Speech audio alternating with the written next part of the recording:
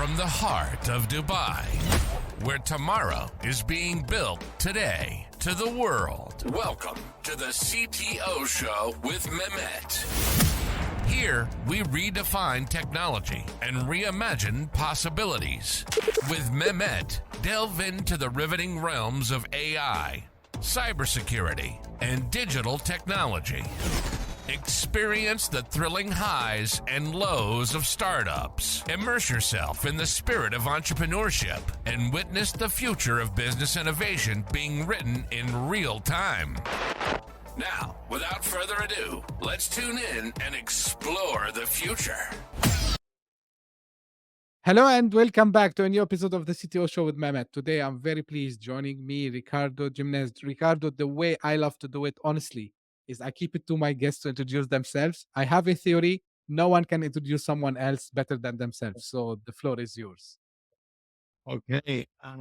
Thanks for having me in your show, Mehmet. Very glad to be here. I'm Ricardo Jimenez from Spain, currently living in Puerto Rico. I'm an entrepreneur, an angel investor, most recently an author. I launched my book, Crash Course, a couple of weeks ago, in which I tell the emotional journey as an entrepreneur. And I'm more than happy to talk as much as we talk more in deeply about the book, but that's a short intro there. Great. And thank you for being with me here today, Ricardo. The way I like to start, so what brought you to entrepreneurship? And like also I know like you've done some investments in like more than 30 tech projects. Um, Mhm. so that there must be something that attracted you to be in this space. You decided to be there. So what Yes, was I think, what was the turning yeah, point? yeah. I think lots of people end up here for different reasons. I would think most often it's people know that they've always wanted to be an entrepreneur. Uh, but in my case, I think I had the spirit, the desire, the, the ambition for freedom, but I never knew what the best route for me was. I did not know what an entrepreneur was until I was 28. Um, However, I think that that word is just a way of capturing, let's say, a set of values or ambitions, and I did have those. Uh, So, so what I wanted again was to find a way to live the life that I wanted and to express myself out there in the world. So, um, I was sharing ideas with a friend. We wanted to see what made sense for our first startup, and because we both had been to over 40 countries, 30, 40 countries at the time, we cared about education. How we wanted something that could really scale. We decided that we wanted to do toys in the shape of countries, but that was just the beginning of a product line that I could see having 200 toys, enough to connect the kids over the world, a theme park, movies. Uh, the sky was the limit. So a big vision and a big opportunity, a big way to make an impact, and also uh, having the sense that uh, if I work hard and I do things well, I will end up capturing the rewards. Because just the idea of going paycheck by paycheck with savings that may not make a difference in the future has never been very appealing to me. Um, maybe I'm later than you, Ricardo, because the moment I, of course, I knew like this path, I knew about that, but I was very hesitant maybe to take this path until like even at a later age. But one of the things, Ricardo, that usually people get scared of really is to do mistakes, to fail, right? So why do you think not many are brave enough and actually accept that they might fail And because, people, even they fail and they don't talk about it. So what can you tell people who might now be listening to us and saying, hey, okay, I'm kind of the same situation, I'm living paycheck to paycheck, maybe I have some savings, I'm not feeling, I'm doing a lot to the world, but at the same time I'm in my comfort zone, and why I should go out and do these mistakes? Yeah, there's many things that could be said. We don't want to fail because it's painful. Uh, it doesn't feel good. Uh, and what is failing? Not meeting some expectations. Most expectations are not met, especially in the sense of entrepreneurship. I would think 90% of companies do not succeed in a traditional term. So most likely your company is it's not going to um, grow or have the impact that you imagine. All entrepreneurs are extremely optimistic. We all think that our idea is the best since sliced bread. We think that the world needs us, and unfortunately, it's not the truth. There's I don't know. There's no room for success for everyone. So most likely things are not going to go your way, and it's painful. Uh, but there's another aspect to this. Um, One is how much meaning do we give to the say failure, to the lack of success, and that's where I think we have more freedom than what we think, because usually we are so identified with our projects, with our ventures. We put so much in them, our time, our money, our energy, our love. Uh, so when you put everything that you have into something, you almost become that. You identify into that. You think you are that. Uh, so when you think you are your venture, and that this is very unconscious, but you're all in your venture. You've told everyone about your venture. You want your venture to succeed. You've asked people to invest. You've asked people to use your product. And if it doesn't work, it's not that your venture doesn't work. It's that you feel like you don't work. Uh, this is where we need to be careful. And this is one of the messages that I send in the book, uh, that we are much more than our ventures, that we need to be able to separate our startups from us, um, even for the good and for the bad. So what doesn't, what is not healthy is that you devote yourself to a project, the project doesn't work, you gave your best, and then because it didn't work, you think, oh, I am a failure. That is, and it's very common and it's very natural. And this is how our brains tend to operate. But we need to be much more aware of that. And, and again, and be very clear when we are treating ourselves like that, giving ourselves our messages, um, awareness comes a long way. And this mental clarity to realize, hey, be careful. My startup didn't work, but that doesn't mean that I didn't work. So it's very important to make that distinction. And the other thing that comes to mind is that it's very important that we release all those emotions that we had in a painful or failure experience. If we feel sad, confused, overwhelmed, lost, lonely,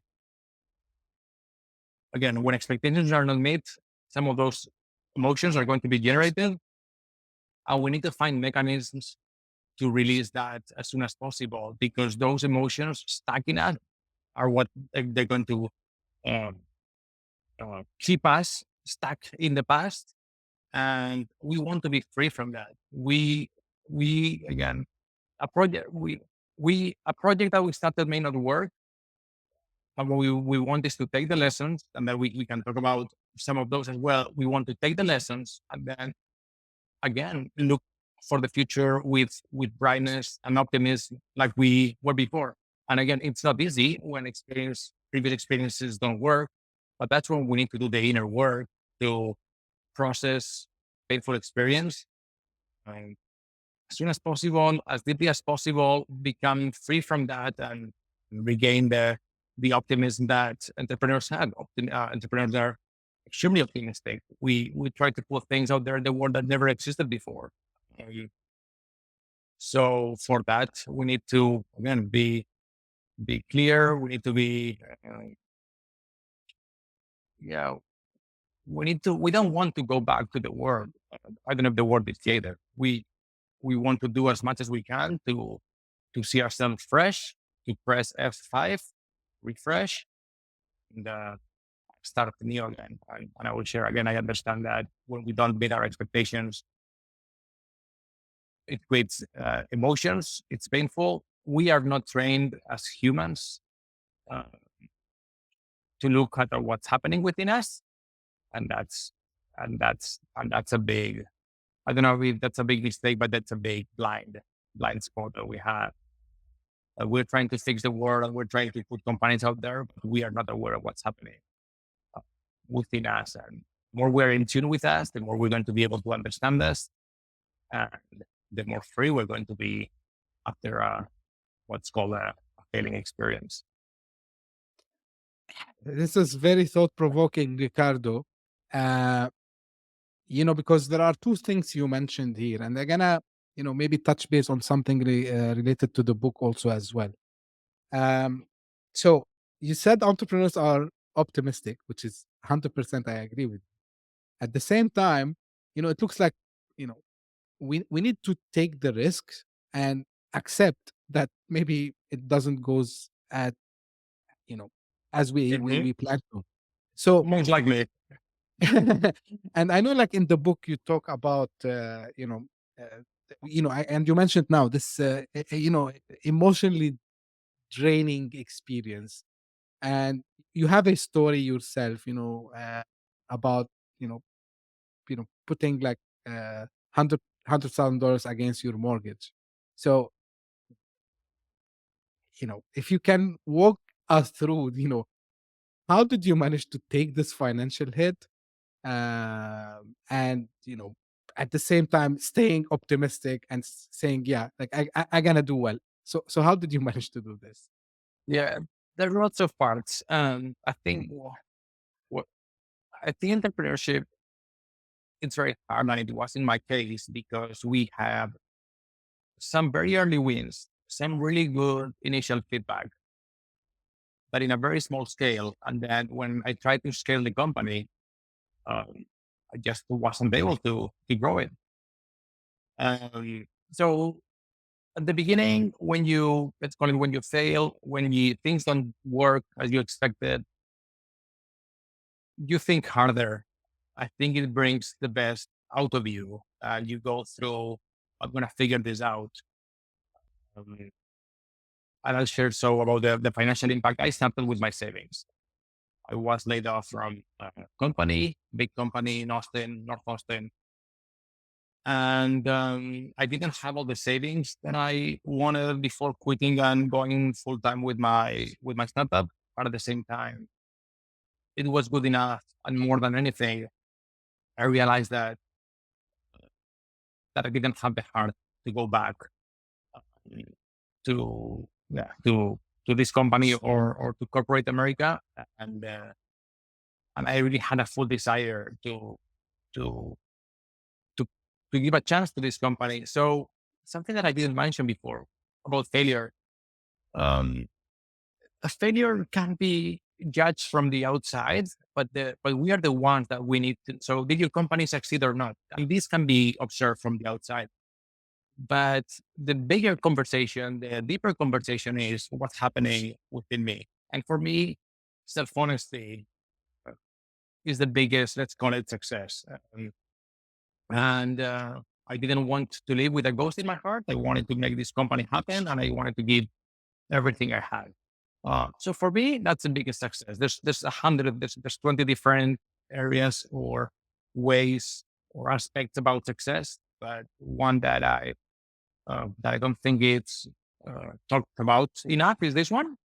And then, yeah, when you go on in with your bet on something and it doesn't go well, it takes a financial hit. So first, I I spent all the savings that I had. And then when I ran out of savings, I got a line of credit and to continue with the company. So pretty much I spent all I had until I will evolve more until I saw that we were out of money. So I had to choose. This is after 6 years after I started the company. So I had to choose: do I get another loan or not? I had tried to raise capital. I've had many conversations, but none on. But I didn't. I wasn't able to raise capital, so I was bootstrapping. And at some point, after 6 years, I had to again get another loan, and I realized that wasn't the life that I wanted. I had realized that what I was doing had a cost of opportunity, and and that I could be doing other things. So that was very liberating because as entrepreneurs, we tend to fall in love with ideas, and I had fallen in love with my idea, and I thought I'm gonna I'm gonna devote myself to this idea, even if it takes my whole life. I guess that's normal to start like that. But after years making efforts, getting rejections, and I could share specific examples. There's lots of examples in the book. So in my case, brief, brief, brief comment. Some companies fail. Some entrepreneurs, let's say, fail because of something very sudden and unexpected and big happens. With me, it was a death in a thousand cuts. So yeah, when these things happen, um, you try harder, but it could come to a point in which you question: is this really what I want for myself? And it's very important to start asking questions about yourself as a person rather than all of my company. Uh, and that shift was very important for me, not only to think in terms of the company, but just think myself in terms of the person, to bring the humanity back uh, into my startup adventure.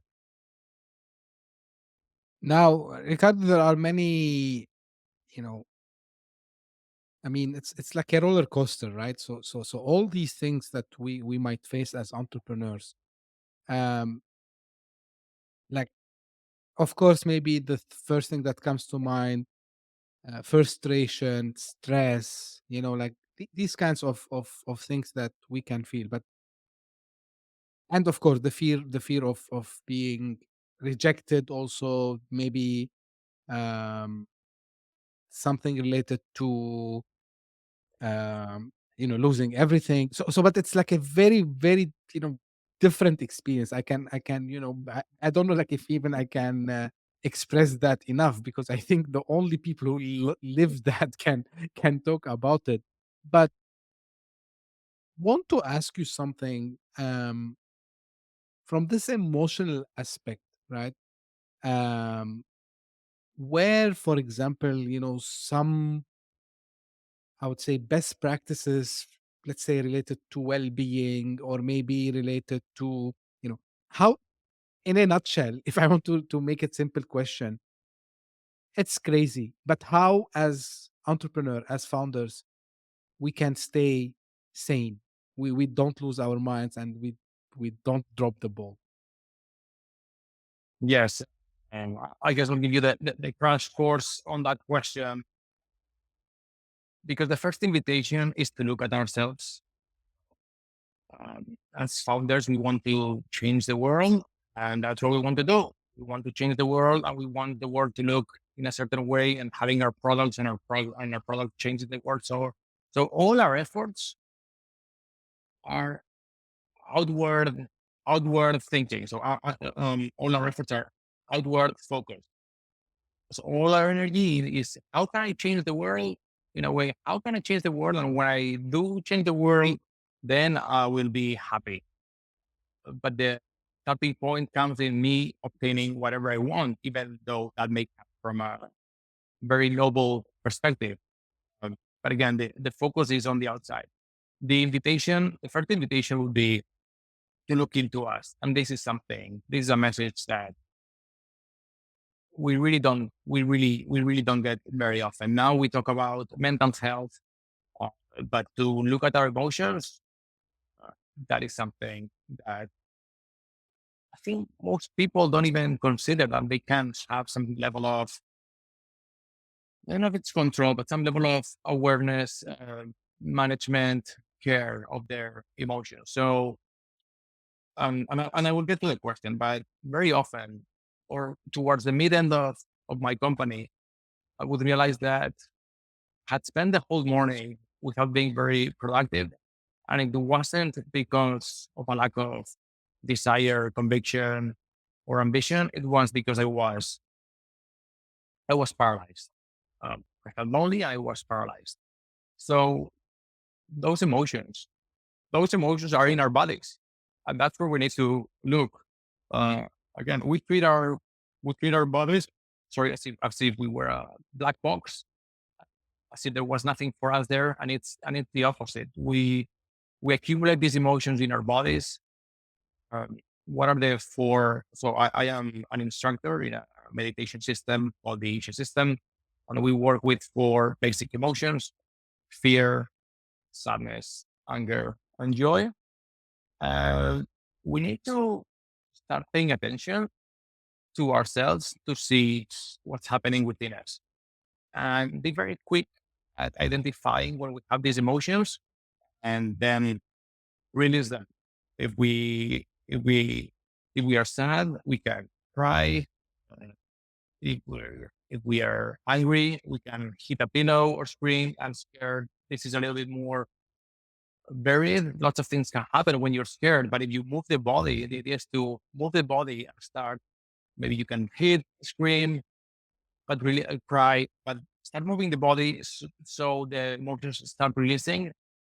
And when you release your emotions, you're gonna have so much more clarity. Uh, It's happened to me many, many, many, many, many times that, yeah, I mean, this is something that I've seen again and again. Who doesn't feel better after a good cry? I don't cry very often, uh, but I know that after a good cry, the world doesn't seem to weight as much. And what we thought were incredible, overwhelming problems, then they lose their weight. So we underestimate how much our state, how much our inner state can influence our, let's say, our outcomes, and how we underestimate how important it is to take a look at ourselves. That's fantastic, Ricardo. And I'm gonna come back to some of the the meditation, and I'm gonna ask you later about the journey that you had after your experience. But before this, want to go back to something you mentioned about of course, when you say corporate America, this is a global show. We can say it's a corporate world, right? It's the same concept For sure. everywhere. Yeah, that's right. Was same concept for sure. Yeah. Um. Now there are sometimes we see people who go outside. They I'm not sure if they are trying to push the people, or they are trying to demotivate them, and they say, hey, look, like entrepreneurship is not for everyone, right? And like it's if you are like doing good, and you know yeah, okay, you're complaining about the corporate, and you're complaining about this and that, so keep doing it. Now, what really I want to get your opinion on, and someone who experienced that, Ricardo, is it really like entrepreneurship is not for everyone? Like, and if it's not, so because people, they want also to avoid going and start hitting the walls, right? Because they said, okay, you know what, I'm not meant to be an entrepreneur. Like, maybe the 9 to 5 is something that suits me, so I should be accepting this. From your experience, like, is there really something like this? Or do you think, and because especially after the pandemic and what's happening now in the world, so more people, they are thinking to become entrepreneurs, but they hear these opinions that, hey, this is not for everyone. What's your take on that? Yeah. Two quick thoughts, because the way in which it was very subtle, but the way in which you express that, when people say, well, maybe I'm not an entrepreneur, I think that statement or that way of saying it, it almost, I perceive a tone of defeat in which you're almost deciding, oh, I'm not meant to be an entrepreneur, as a way to get yourself off the hook. Like, I am too old to do this. Oh, it, it almost feels like an excuse not to do something different. If you're coming different and challenging, if this is how you're perceiving it, it has like a tone of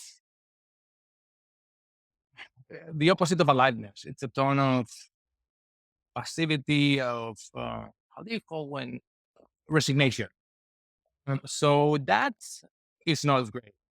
Um, so again, going like always, I don't have a universal answer, but if that's what you're thinking, it's like one of my friends thinking, I don't believe in this market anymore, and it's just a way for him to get him off the hook and not having to do anything about it. So first, I would look at how we talk about each other, and the second part is that yes, it's not for everyone, or it's not for for everyone. That's for sure. Because if you want to be an entrepreneur because you are not satisfied with your current job, well, then you need to look at why are you not satisfied. Is it because it's hard?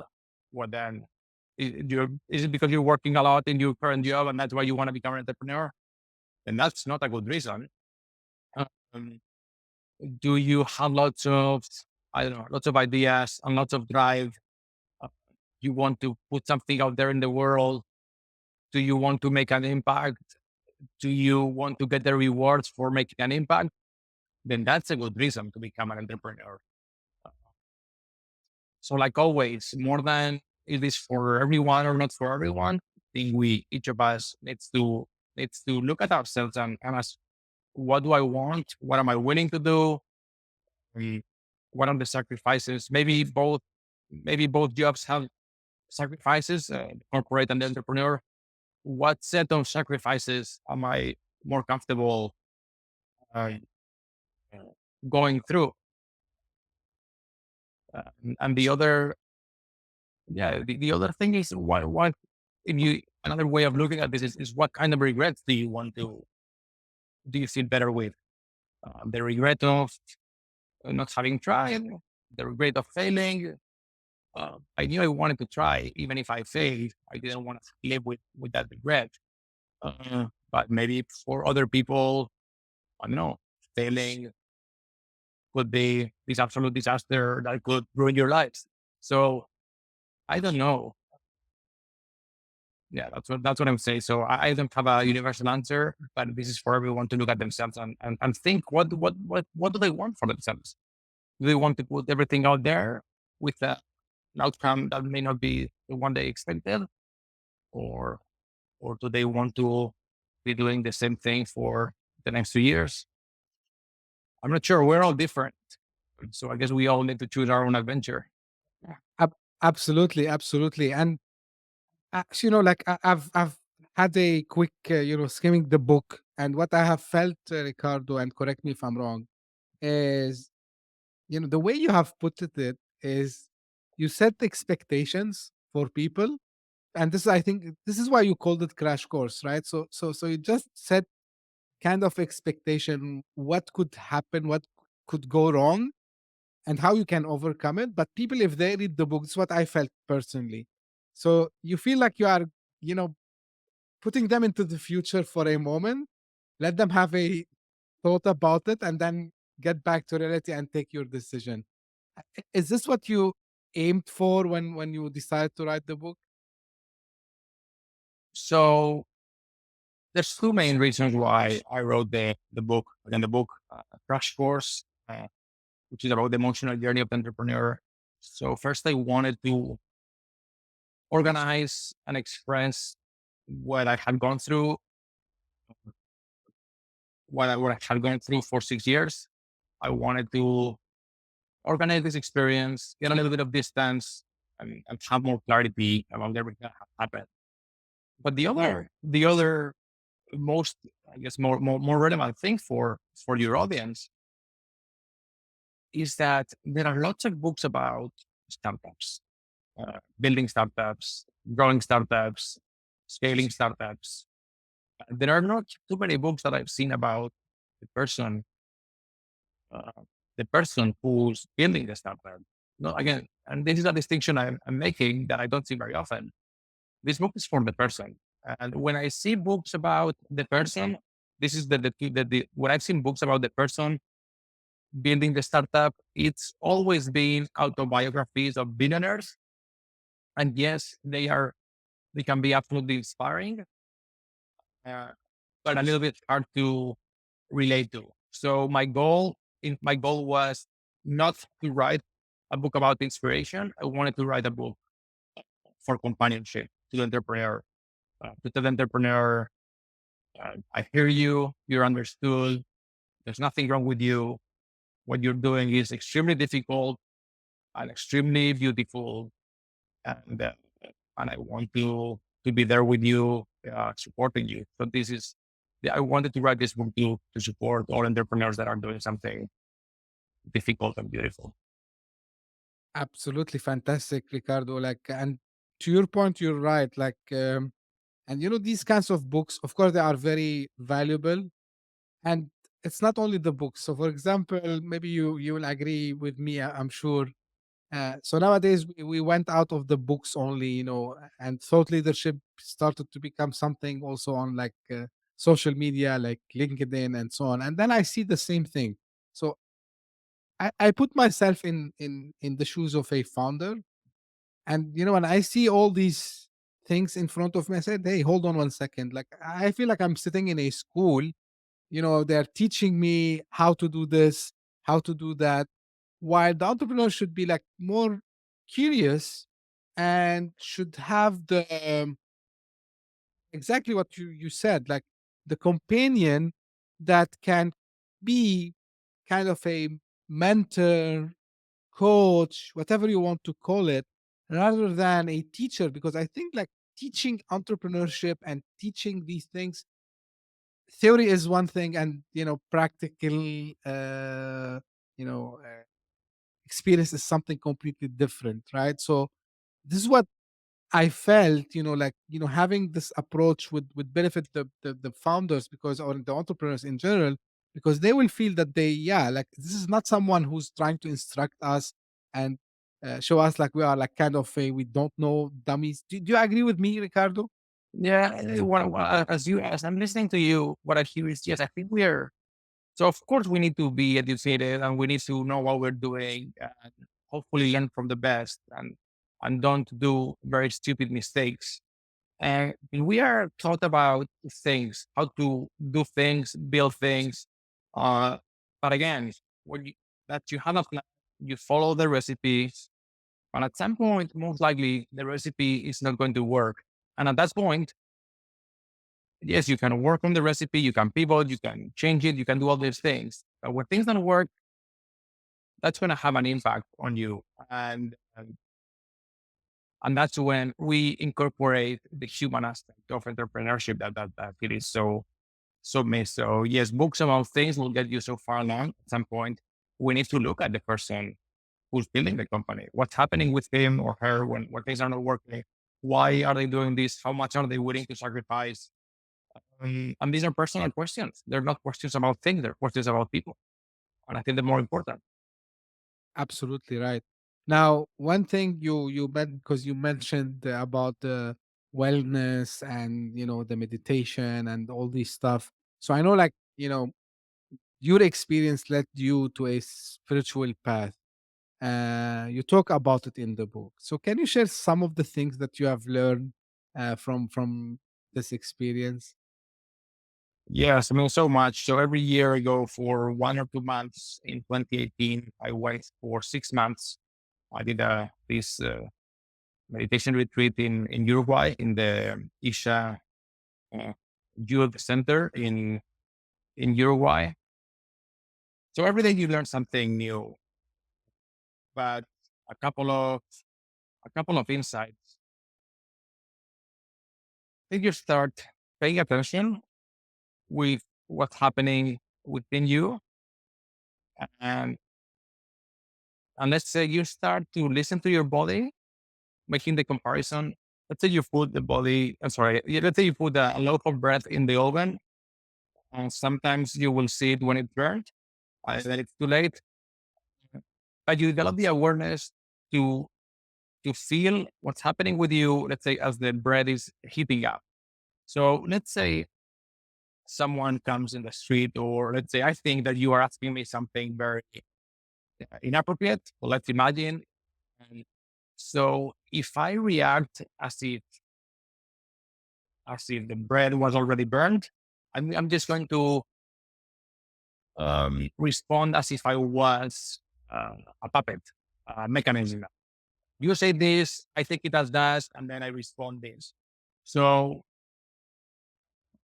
we're very, very reactive. So as you develop this self-awareness to see what's happening, you start realizing that you have different ways to respond. So instead of being so reactive, let's say, me, let's say, shouting back at you, you ask me a question, and I don't think it's appropriate.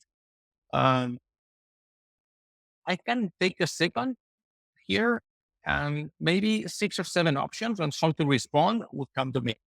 Maybe I could tell you, can you rephrase that? Or is there something that I did not understand? Can I get back to you? Or I actually, this is not, I don't think this is appropriate. Let's look at this other way. Or I don't know, I can respond to you gracefully, but still addressing the part that I did not agree with, or maybe even be open that I didn't understand something. So you have so much more openness. And what is the consequence with being less reactive? So you make a different kind of choices. And when you make different choices, the world also responds in a different way.